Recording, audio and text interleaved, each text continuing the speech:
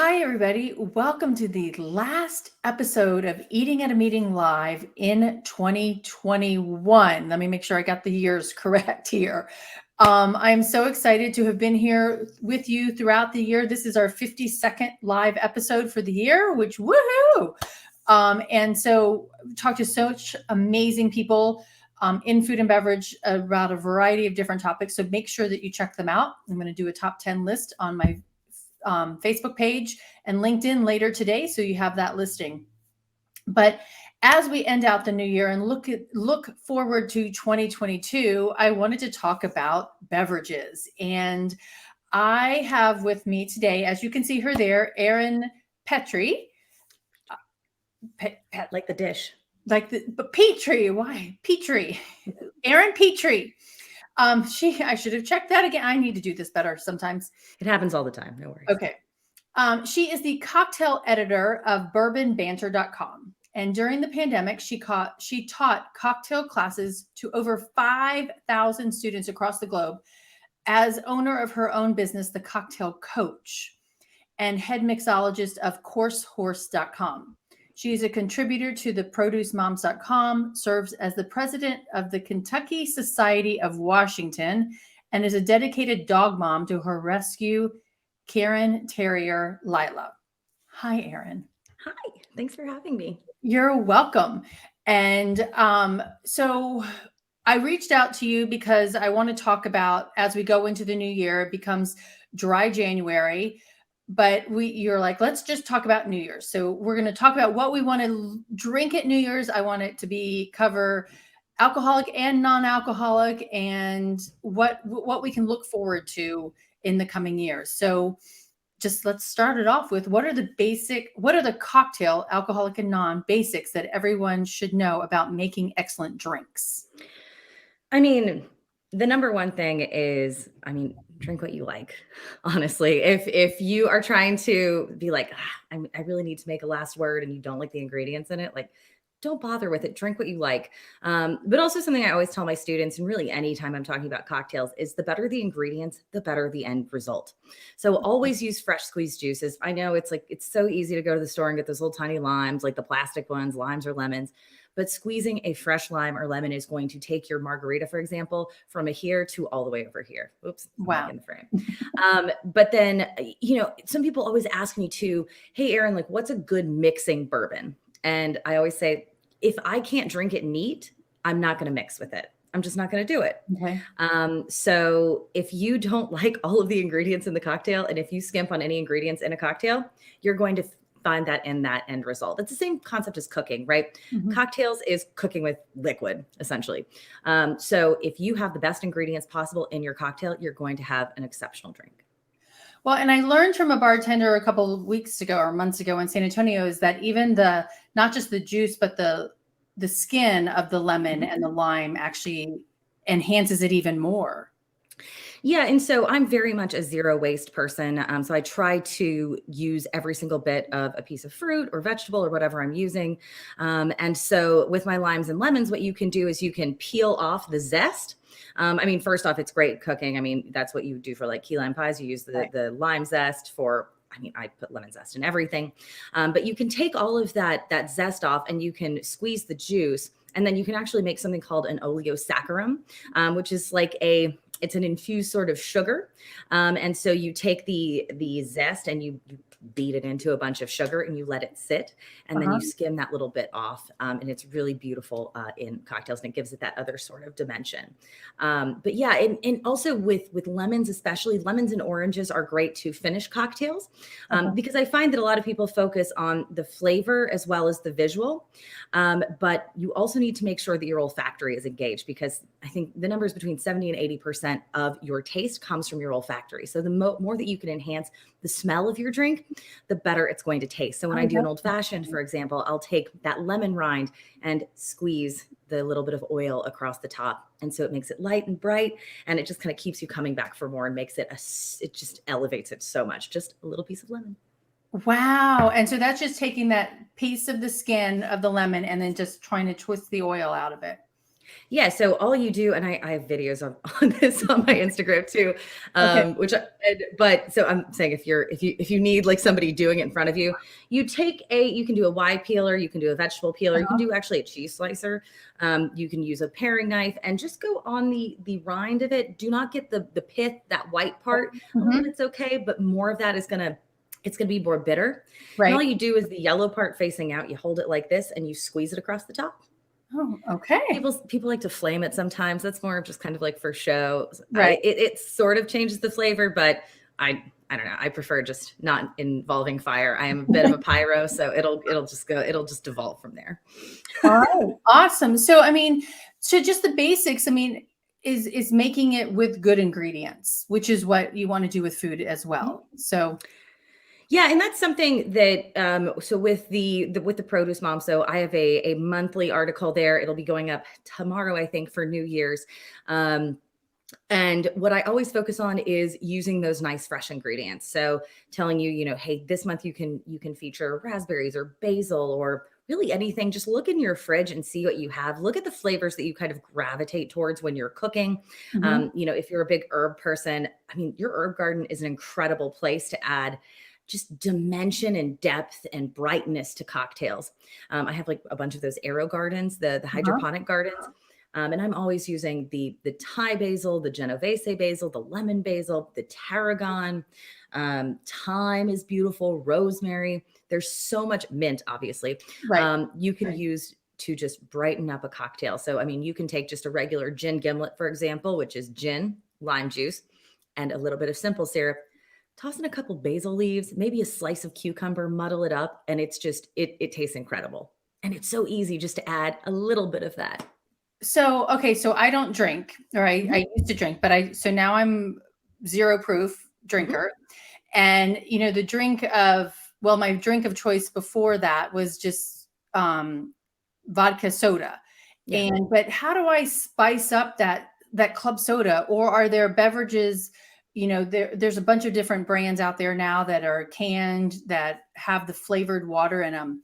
How can I spice that up to make it look like, quote unquote, look like I'm participating in the festivities with alcohol? So, I mean, It's number not one, a good thing I to do, just be who you are. no, and I understand. And, this is something I talk a lot about with my friends who are, all women in their like mid 30s is, pre-pandemic, they would say, Erin, what can I order so it doesn't look like I'm not drinking alcohol because I'm pregnant and I don't want people to know? Right. It's like no Mhm. one should have to do that, or no one should have to explain why they're not drinking. Sometimes you just don't feel like it. Maybe you went too hard last night, or maybe you just haven't ever had alcohol in your life and you don't want to do it. That's fine. That's your choice. But now the non alcoholic spirits market is absolutely exploding, and there's never been a better time to have more choice, more resources.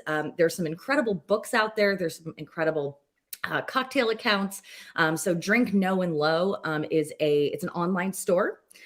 Louis and his brother are awesome. They have an incredible selection of everything from sparkling wine. All these are non-alcoholic, and some of them are very low ABV. But they have the clear sections on there. But most of it's non-alcoholic. They have everything from non-alcoholic rum substitutes, whiskey corollaries, gin. I mean, vodka is just, I mean, it's water. I mean, vodka by definition is odorless, colorless, and tasteless. So it's like that's just like good, like distilled water. Um, but you could infuse your water or use something like a Spindrift, for example. I really love Spindrift Yep, if I you're do too. doing yeah, if you're Mhm. using sparkling water because it's all real fruit and vegetables. Right. And that's great as an alcoholic and non-alcoholic mixer.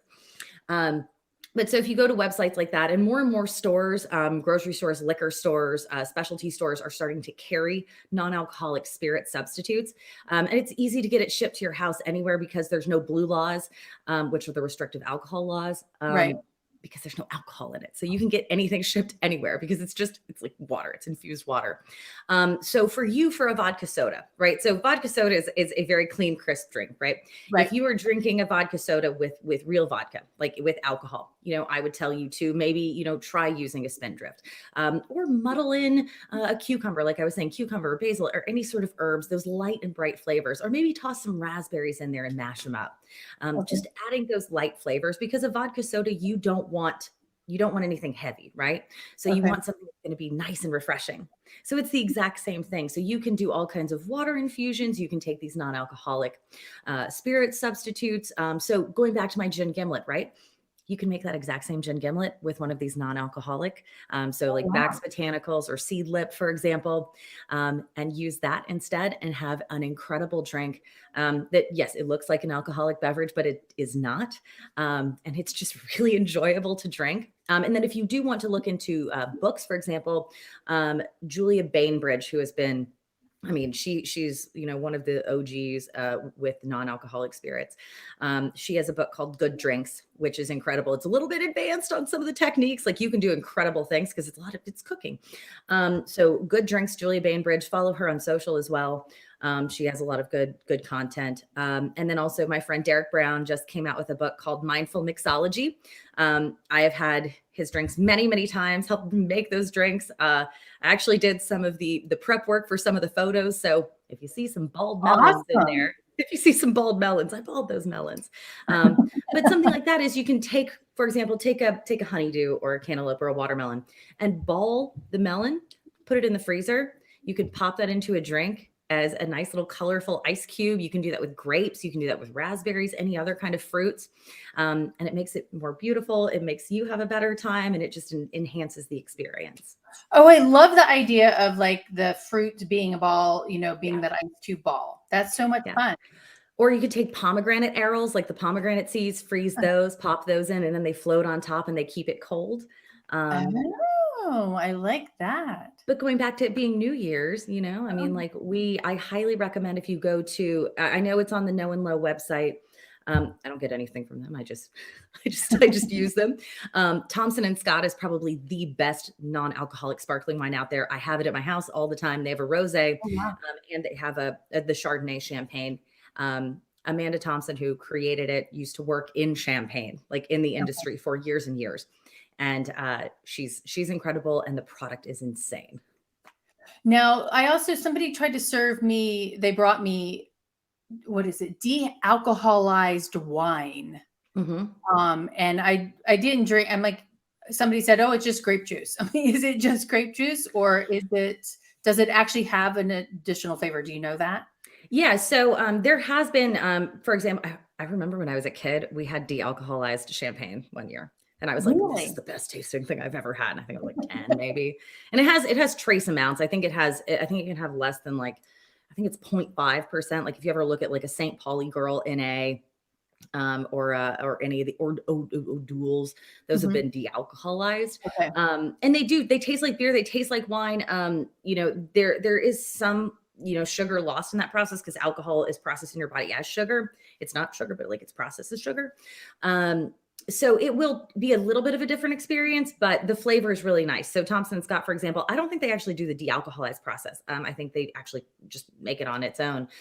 So it still really retains that flavor. But, I feel like that's very reductive to say that it's just grape juice, because what is wine? Wine is just grape juice that has been exposed to yeast. Like, what are we doing? That's very true. Now, is this, it's dry January next month, but is it becoming something to push forward? I mean, is it a fad or is it going to go away? I mean, or is it, the statistic that I showed is that I've showed this year is that 33% of people do not drink alcohol, whether for whatever reasons that you mentioned earlier. Do you think this market is going to, because it is growing, it's going to stay? Yeah. I think that we will continue to see, we could look at the hard seltzer boom of 2020. But we will continue to see more brands come out there, and the brands that aren't as good will start to, fade away, but we're still going to have quite a few good brands coming out. There's still some amazing brands out there now. And we're going to continue to see more and more brands coming to market. And I really don't think it's going anywhere anytime soon, because when you give people more choice, especially a group of people who have felt a bit disenfranchised when they go out. It's hard for them to, say well, I don't really want to go to a bar, because what am I going to do? Now there is so much for them to do. It's not just I have to drink a Diet Coke or I have to like drink water or like give me some soda water with a lime on it so it looks like I'm drinking. No, you can have an incredible cocktail. You could have an incredible non-alcoholic beer, Athletic Brewing, for example, Right Side Brewing. Both of them have excellent beers that are non-alcoholic. Also, when they're non-alcoholic, they're really low in calories. I think each of the non-alcoholic beers, it's like 20 to 50 calories a can. And the Thompson Scott, I think it's like 80 calories for the entire bottle. So I Wow. mean, it Okay. really reduces the calorie count too. Uh-huh. But I really don't think it's going anywhere because when you enhance those choices, you're going to involve more people. And especially, as the restaurant and entertainment Right. and the hospitality industry is struggling to really get back on its feet. And it's probably going to continue to do that for the foreseeable future. Yeah. Engaging more and more people who maybe didn't feel like they could be a part of your restaurant or your bar are going to want to, you want to try to get as many people to come back in as possible. And by Right. offering those to other people, it's going to be great. I used to work actually in the Arab world a lot. And it was amazing to when I was in like Dubai and Abu Dhabi to see all the different sort of drink options that people had because they don't drink alcohol. And so Sure. doing that here is also going to engage, the Muslim population who doesn't drink or like I think it's what is it the Church of Latter-day Saints. I think they don't drink as well. I mean, there's a lot of folks out there who don't drink for maybe it's health purposes, maybe Right. it's a personal choice. You shouldn't have to explain why. Right. But it's no, I don't think it's going anywhere. I think it's going to kind of hit an equilibrium at some point, and it's just going to become part of our lexicon. Okay. Well, and just going on a bar that actually did that. 2 weeks ago, I was in Savannah and Service Brewing. Mhm. It's a Georgia veteran-owned brewery. I'm like, oh, can I get a glass of water? And he's like, the young gentleman that was serving me, he's like, well, we have all kinds of non-alcoholic drinks over here. And I love the fact that they were all Georgia beverages that they had sourced that were fun and, that I could have that wasn't just water. Yeah. Yeah. And it was they had sparkling and they had flat and they had all kinds of different options. And so I really liked that a brewery had that for Yeah. everybody. It's being more and more inclusive. And I don't think that you can knock anybody for being more inclusive. Certainly it's not like you want to like stock everything for everybody, but you can you can curate your lists. It's very easy to do. Okay, so let's talk about a whole nother angle of the beverage aspect too, because not only is January dry January, it's also veganary, which means vegan. So can you talk to me about vegan spirits and beverages and how we easily find them? I know there's barnivore.com, but is it easy to do? One thing also on just the alcohol side, Uh-huh. also follow Zero Proof Nation. Laura Okay. Silverman is incredible. She has so much on her website. She features all different sort of brands, and not sponsored by them. Just she has all of these wonderful, wonderful resources. Highly recommend. But I'm going to be honest, when it comes to vegan cocktails, I'm not so sure. Most cocktails are vegan. And it also depends on what level of vegan you are. So I assume that if you're doing vegan January, you're not just going to be like, if I have honey, I've messed up. Honey to some is vegan, some it's not. I mean, technically it's not vegan, but some vegans eat it, some don't. Some don't even drink vegan wine because there is a type of product from fish that they use to, I think it's in the filtration process. Yeah. And so they're like, that's not vegan, which I didn't know until a few years ago. But egg whites, for example, are popular in certain types of cocktails. But you know what? Ross, much better than an egg white is a product called Aquafaba, which is just the juice from a chickpea can. Mm-hmm. $1.80 thing of chickpeas. Strain off the water. It stays in the fridge. It stays good for a long time. It will smell weird, but when you put it in your drink, it's not going to smell weird and it's not going to taste weird. And it you can frosts freeze really, it really easily well. too. Oh yeah, you can freeze it. It's wonderful. That's great. But really, the majority of drinks really are vegan because I always like to really focus on different types of, like I said, fresh produce. So you can always inquire with different brands if you're not sure, but most of these like non-alcoholic spirits, they're likely going to be vegan because they're essentially just aromatized waters. I don't want to be simplistic, but that's what it is, right? So it is, I think they're hydrosols is what it's called. So you add all these different flavors to your water to the water, and then it's stable because so alcohol can actually like last forever. If you open it, the flavor will continue to degrade. Okay. But if it's unopened, alcohol will last forever, right? It's not going to mold or anything like that. However, with these non-alcoholic spirits, because they don't have that alcohol as a preservative, because sugar and alcohol are the two best preservatives, well, and salt, but Right. there's generally a shelf life on non-alcoholic spirits once you open it, like 6 months. But that's really just for flavor. It's not because it's going to go bad necessarily, but it's to enhance that flavor. But no, it's funny. I did both dry January and I went pescatarian. I did not go vegan. I like my cheese too much. I can't do it. Maybe one day. I did that in 2019. Dry January, I was fine. The 2020 dry January, I did not do so well. I had a lot of travel.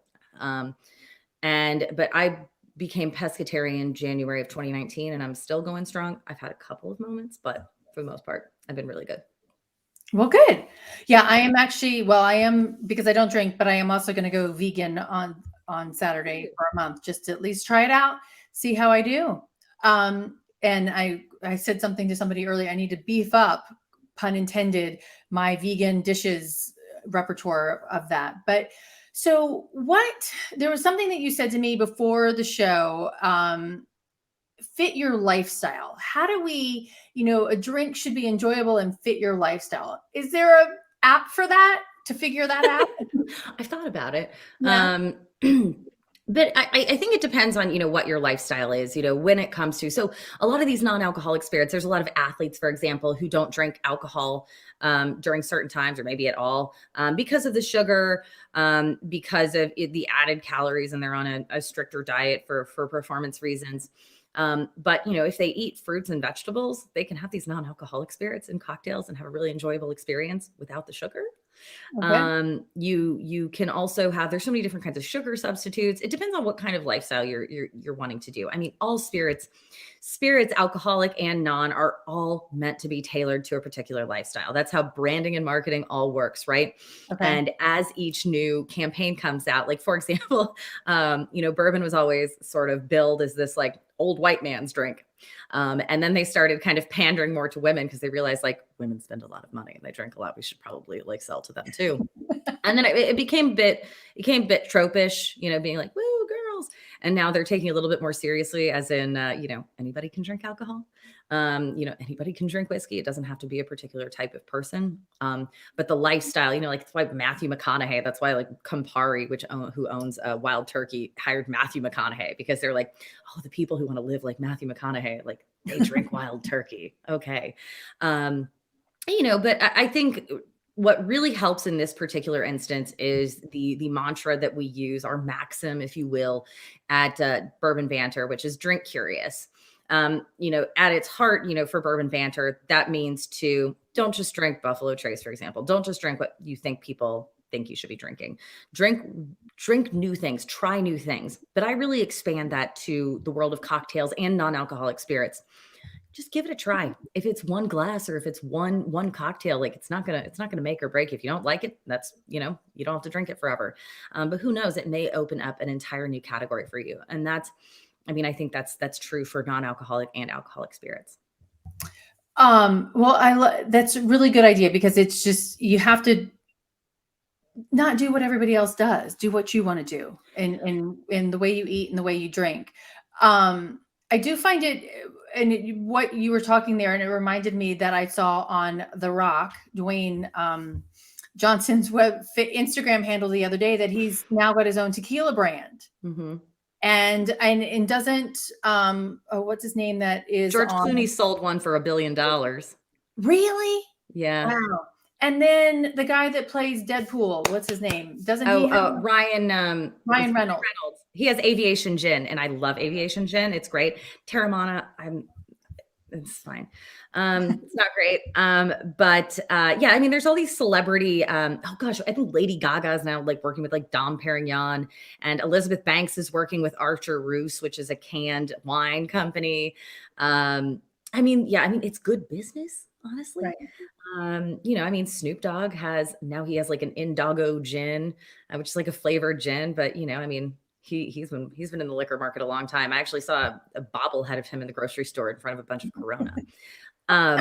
It's good business. If people are like, oh, I love this celebrity. Like if Taylor Swift came out with her own whatever, I mean, it would go absolutely gangbusters, obviously. But yeah, all these different people, all these different celebrities. Some of them are more involved with the brand than others. Like Ryan Reynolds is extremely involved in his brand. And actually his wife, Blake Lively, she has her own brand of mixers too, Oh, like wow. like tonics and soda waters and things like that.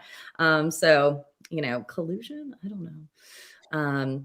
Yeah. Okay, so that just popped into something else that I experienced or got it in Savannah, is that there was a cannabis company that actually partnered with one of the Charleston mixer, Mhm. and they put CBD in that. Do you Uh-huh. see that coming about in a lot of cocktails? I mean, this is my personal, honest opinion. I think CBD is going to be a flash in the pan when it comes to um, drinks. I Oh, mean, yeah. everybody has been trying to do it in like CBD everything, CBD water, kombucha, everything. I'm getting tired of it. I really don't like the taste of it either. Oh, really? Um, yeah, I've tried it before, and I feel like no different. Um, it's like, please don't.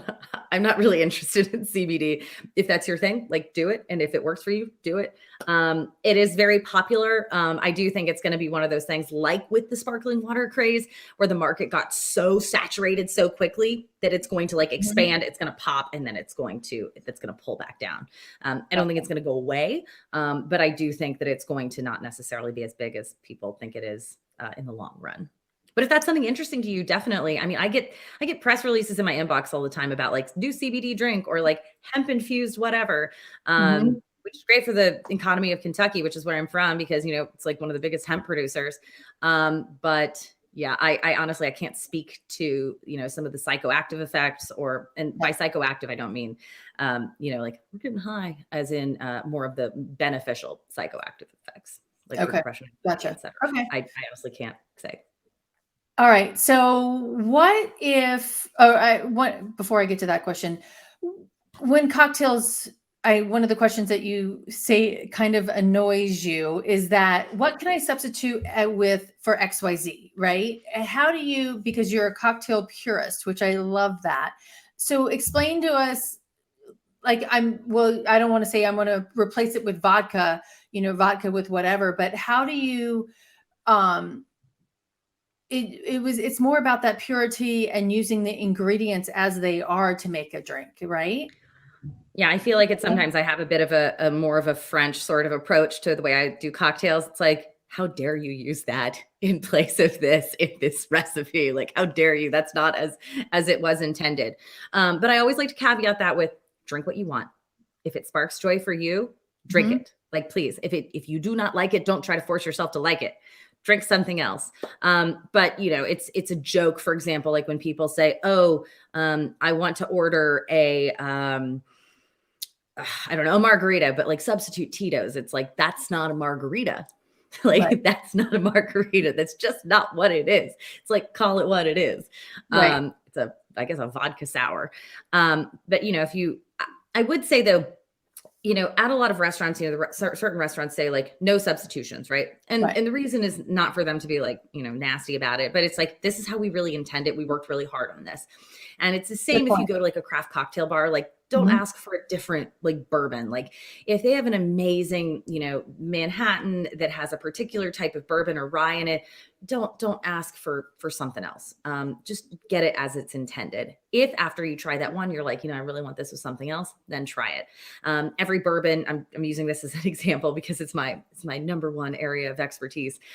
Every bourbon is different. Every bourbon has a different flavor profile. You can Mhm. meld certain bitters better with certain bourbons because they have different recipes, different grain recipes called mash bills. The yeast that's used imbues different flavors. The amount of time it's been aged is different. Some of them have had secondary finishing in sherry casks or cognac casks. Those particular bourbons or ryes or whiskeys or any sort of gin, for example, people are like, oh, I want a Hendrix in this. I love Hendrix, but it doesn't work in certain cocktails. Okay. because it has particular botanicals. Every single gin is essentially a flavored vodka. I hate that I'm saying this, but it's true. They take a neutral grain spirit and they infuse it with botanicals. And all of those botanicals are wildly different depending on the brand. And not every gin is going to work in every cocktail. And certain gins are going to just explode in certain cocktails and they're going to be amazing. And it's the same with non-alcoholic spirits too. Mhm. You can have a certain type of botanicals that really works well with a recipe, but another one just might not work. So that's one of the reasons I say, like, I hear what you're saying. Would you mind trying it this way first? And then if you still want to change it, I'm happy to do it. Like that's absolutely, if that's going to make you happy, just live your truth. But some people, they'll take a classic cocktail and they'll say like, yes, but can I have it with all these other things? And I'm like, well, then that's not what you ordered. Like you ordered something totally different. Yeah. And I think that comes to play with like me when I was having alcohol or drinking alcohol, it was like, I needed to have Tito's because other brands were, when I found out I had an allergy to yeast, vodka is the least yeasty of them all. But Goose and Kettle One, which is what I was drinking, I could feel it in my sinuses. But then, and it was about the time that Tito's came out. So I switched to that. But I will say one other thing about Tito's. Tito's is a marketing genius because they put on all their bottles that it is gluten-free. Yes. All distilled spirits are gluten-free, even if it's made with wheat. If it's a 100% wheat vodka, it is still 100% gluten-free. Now, I've been told certain people by, that, I can still tell. Well, there's certainly some potentials of like cross contaminations if it's like a craft, distillery that they do a lot of different things. And they maybe don't have like the larger scale, like washing mechanisms that like the bigger distilleries have. And that's just like from airborne. But the process of distillation is you take a beer or a wine. Beer is made from grain. It's yeast and grain. And then you can also do like potatoes, for example. And then you create a beer. You ferment it to make a beer. Then wine, you take fruit. You ferment it, make a wine. And then you put it in a still and you heat it up to super high temperatures. It kills off all the proteins. And what's left over is a product that is void of all protein. So that's what causes the allergy. Yeah. Correct. There is no gluten in any distilled spirit. Now, that's not true if it is a flavored distilled spirit. If it is flavored, then it may have other types of contaminants in it. So because, they use different infusions, different sort of artificial and natural flavors, which by the way, with the FDA, like there's no actual definition of natural flavors. Right. So if you see natural flavors, like it doesn't mean anything. It will take all of when I also say like distilled spirits, I'm saying whiskey, rum, vodka, gin, tequila, all of those, you'll take those as long as they're not flavored. If they're barrel aged, that's fine because the only thing that's really going to be in contact with that is the wood. But otherwise, if you just stick to the regular spirits, it's all gluten-free. Oh, okay. Well, good to know. Hopefully all those gluten-free listeners are paying attention to that. It is true. Yes. Now, all right. I want to, and we didn't talk about this beforehand, so I'm just throwing this out at you. The alcohol, what's the word? Lack of being able to buy it. The shortage, that's the word. Shortage of, I've seen some articles that it's glass bottle shortages. Do you have anything on that? And what can meeting planners, if let's say talk about events when we're doing events, what should we think about when we're putting together a bar and we don't want to use here's the 3 different tiers of bars at a hotel? Does that make sense? Yeah. So I'll tackle the supply chain one first. Yeah. So the supply chain shortages are very real. I'm not sure if this is still an issue, but aluminum cans was a severe issue, especially in 2020 and early 21, because everyone moved to RTDs, drinks ready to drink. like cocktails ready to drink, right? So Uh-huh. all these different bars, brands were coming out, and especially like the hard seltzer boom again contributed to that significantly. And places were also hoarding it, like just like people hoarded toilet paper, places were hoarding like aluminum cans. And so they would, it was really hard to get aluminum cans for a long time. Glass bottles, it's also very difficult. A lot of that was because some of these factories that make it, especially ones that were in Europe, the factories closed down, and so they're still working on, like during COVID. So they're still trying to catch up. They're all still trying to catch up on the demand. Now, I really haven't personally been impacted by this because I like a lot of different things. There hasn't been a lot I haven't been able to get. I heard that there was like a champagne shortage. I think it was like last year. And I didn't see that. I mean, also, I'm not like just drinking like one brand. Also, like try Cava, try Prosecco. There's all kinds of different options, or even try like anything made with method champenois, like which is like the traditional champagne making method. I'm sure I brutalized that French, but that's fine. New Mexico, Texas, they actually make some decent sparkling wines, and obviously California does as well. But so for a meeting planner, with the Kentucky Society, I started out as heading up all of our events. So for a little over 7 years, I did all of the events for the Kentucky Society, which was from, happy hours and speakers events to inaugural balls. And everything in between, fancy dinners, 800-person garden parties for Derby, you name it. So I'm very familiar with working with hotels and all of the different grades. But hotels should be able to give you corollaries, right? Or substitutes. If you're looking for, the basic spirits, you should be able to find certain things. However, there's a bit of a difficulty with the 3-tiered system in the United States, which is, distillers, distributors, retailers. And so everything has to go through that middleman distributor. I'm not going to unpack that like kettle of fish right now, because that's a whole different story.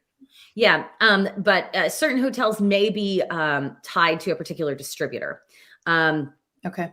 But they should all have at least 2 of the same thing in their portfolios. So just ask them what the other one is. I also wouldn't necessarily focus on saying like, oh, we have to have Jack Daniels. Like if you must have like, oh, we have to have Jack Daniels. There's a lot of other great Tennessee whiskey out there. It's not just Jack Daniels. There's amazing gins out there. Like if you don't have Tanqueray, like you could do other things. There are many others. Another great place to look, especially for meeting planners, is to really look into your local community and see what the local distilleries are. Yeah. You'd be surprised at how many local distilleries would just like really show up for you and help you get product. And then you can also use that as a bargaining chip with your venues.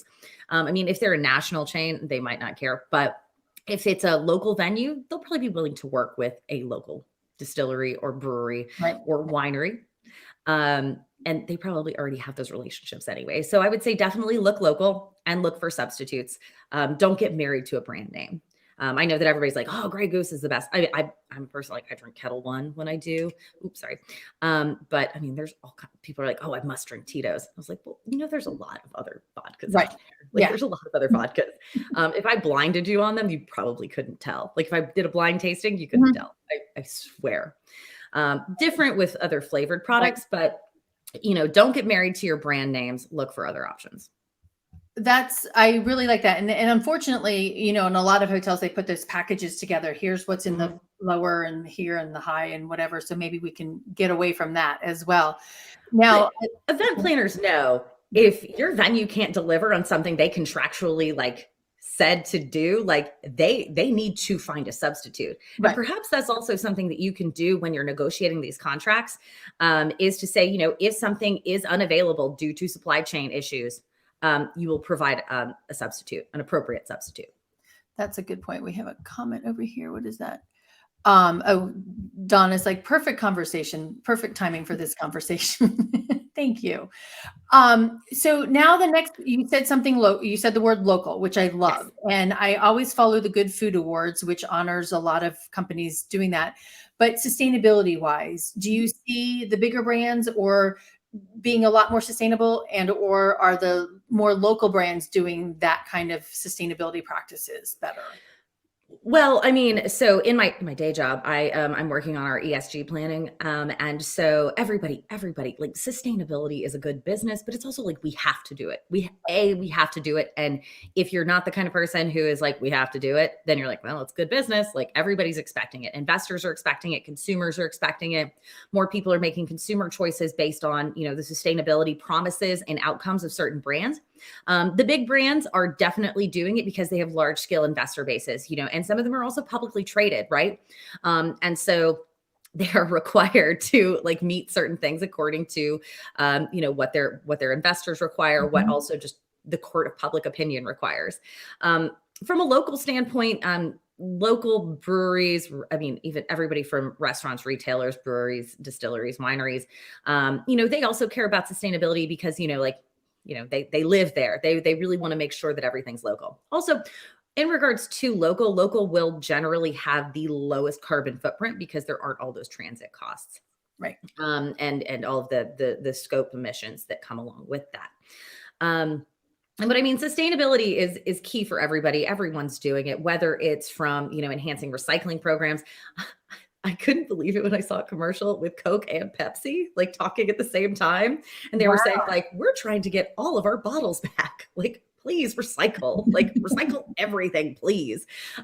Which is, we should all be doing it anyways. But a lot of different brands are also trying to start using recycled glass, thinking about other types of packaging that's more recyclable, has a lower carbon footprint, can maybe be more sustainably sourced, more locally sourced. Locally packaged. Right. There's so many different options. Also just kind of reducing your entire supply chain length. And so making sure that, the corn, for example, that you're using for your whiskey comes from closer and it's not being like shipped in from across the country. Bourbon distilleries have been doing that for a long time. Obviously, they've had to kind of expand their sourcing region just due to demand. Right. But there's a lot of distilleries who pride themselves in going and working with the same family farms for decades and decades. And they try to also make it, in Kentucky, like the bourbon distilleries here, they try to source as much stuff from Kentucky as possible because, bourbon has this Kentucky image. Like it is who we are. It is so deeply entrenched in our culture and our people that the more that we can do to benefit, the economy of the state, the better. And the more that actually translates into the end product, the better. People also I think from a sustainability standpoint, and especially engaging more local, it makes people feel more connected to your brand. And, like going back to marketing and branding, sure, you can slap like a celebrity on it, but the better thing is if you actually feel a very close personal connection to a product. You get very emotionally attached to it because it speaks to your culture. It speaks to your experience. So regardless of where you are, if you're, in like Washington State or Washington, D.C., I like to drink my local products. I love learning that things are super locally sourced. And everyone really, and the more that local folks can actually get involved with those brands, the better. And so and as event planners know, they're like, the experience is key. The experience is not just, what's happening around you, but it can also be in how you present those products to people. So if you say, we have an event with all locally sourced beer, wine, and spirits, I mean, that's huge. It's huge. I think so too. Okay. One more question for you. Sure. Talking about that local thing, and I don't know the brand, but I know, and I don't remember the city it was, or maybe Toronto it was, but it was like the beer brewery was giving their leftover, whatever it was, to the bread maker, and the bread maker was giving their leftover. And I love that connectivity of those different types of food and beverage products working together to reduce the sustainability. Yeah, so that's been a common practice with a lot of distilleries for a very long time. So they take their spent mash. So the mash is they take all this grain, they grind it up, they put yeast with it, yeast and water. It ferments. They put it through the distills that pulls out that water, and then they're left with this like slop. And what they do is they actually send that off to farms because it's very nutrient rich. And it's also been enhanced with that yeast, which is really good for the animals too. And so there's so many pig, cow, et cetera, farms that they truck away all of that spent mash from all the distilleries and they use that to feed their animals. I feel like there's also large composting efforts. As much as you can like reduce the amount of waste that you are trying to create, the better. And I think a lot of, I know large scale distilleries are doing this, and I'm sure many local distilleries are doing it. They are trying to close that consumer loop, right? So they're trying to make it as tight as possible and create as little waste as possible. Because it's better for the environment. It's better for sustainability. Often it's really cost effective too. I mean, all right, so if I have all this spent mash, then I have to spend like so much money to get somebody to like take it and toss it, right? No, but now it's going to actually have a second life. Right. Yep. That's so awesome. Yay. Yeah. So excited about all of that stuff. So thank you so much. Now, so my final question is, because we're talking about beverage, I would actually ask you what you're going to, what are you going to eat and drink on New Year's Day? How's that? So I will be on my couch on New Year's Day. Oh, I was like, well, New Year's Eve, I'm going to like drink champagne and like eat Indian food on my couch. Okay. But on New Year's Day, I mean, like hydration is key, Okay. Hydration is the most important part of dehydration. Right. So, it's all about balance. So definitely hydration. If you are doing dry January, I think this would be a great time to start looking at, just pop on the internet, like look into some creators. I have non-alcoholic drinks on my Instagram, and just kind of look and see what's interesting to you. And then look to what's in season or look to what you have access to locally.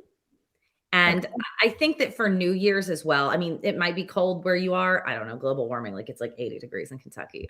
But it's 70 here in North Carolina. Yeah. It normally snows here. But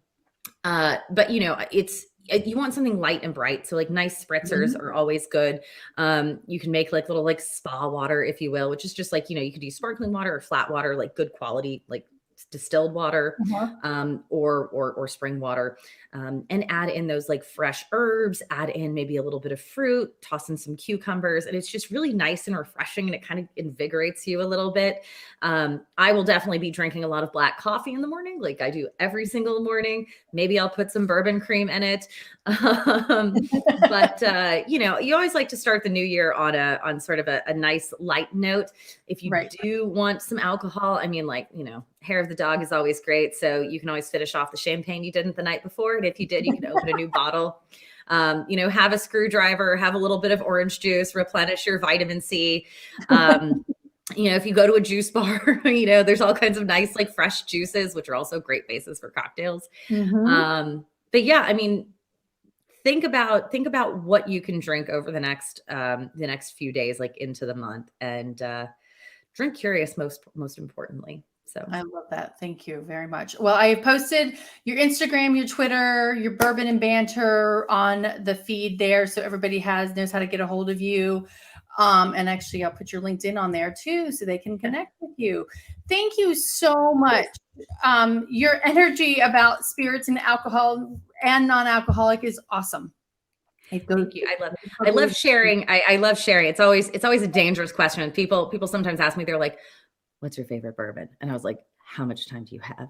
It's the same thing with cocktails, or like, how do I build a bar? How do I do any of this? And it's like, how much time do you have? Like, you have like 4 hours? Do you have like 10 minutes? Do you have like, where is it? Okay. Oh, I can talk for hours and hours and hours on this. But yeah, feel free to reach out to me. Any questions you have, if you're building a cocktail menu, I'm happy to help. We're building that spirits menu, non-alcoholic or alcoholic, also happy to help and provide any other resources too. So thank you, Erin. Yeah. That's awesome. So everybody, thank you for tuning in. And as Donna said, this is perfect timing for this conversation. So hopefully you learned something to add to your New Year's Eve celebrations, as well as your New Year's Day celebrations. Again, as I said at the beginning, this is the last episode of 2021. And thank you for being here. I will be back next week, January 3rd, to talk about Veganary, and we will be kicking that off. I'm actually going to go vegan for January. Just try it out as well. So until then, and always stay safe and eat well and drink well. Thanks, everybody.